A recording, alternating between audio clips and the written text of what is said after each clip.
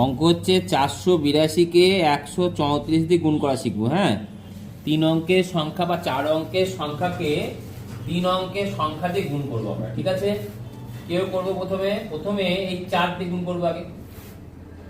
কত হবে বলো?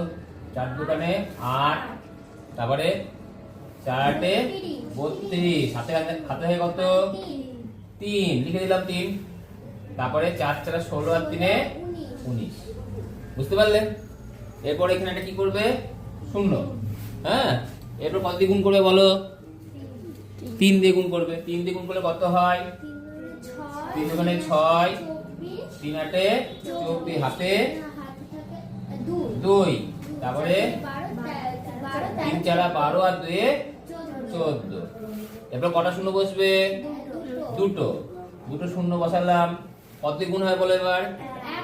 1 দিয়ে। 2 8 4। এবার কি করতে সবগুলো যোগ।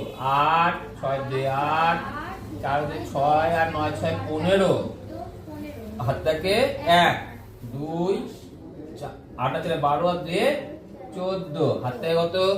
1 4 1 5 1 6। বুঝতে পারলে? ঠিক একই ভাবে যদি আমি এবার এই গুণটা করি, এই গুণটা যদি করা হয় প্রথমে কত দিন করতে হয় বলো? 2 দিয়ে, তাই তো? কত হয় তাহলে? 16। 8 দোকানে 16 বসে গেল, তাই তো? তারপরে 4 দোকানে 8।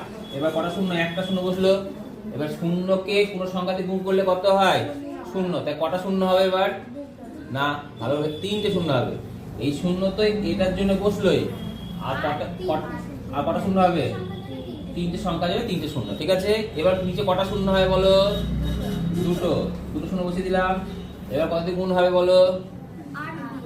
8 দিয়ে। তাহলে 8 8 64।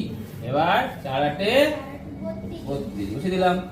যোগ করো 6 1 8 4 12, 6 7 2 3। অঙ্ক শেষ। বুঝতে পারলে? হ্যাঁ।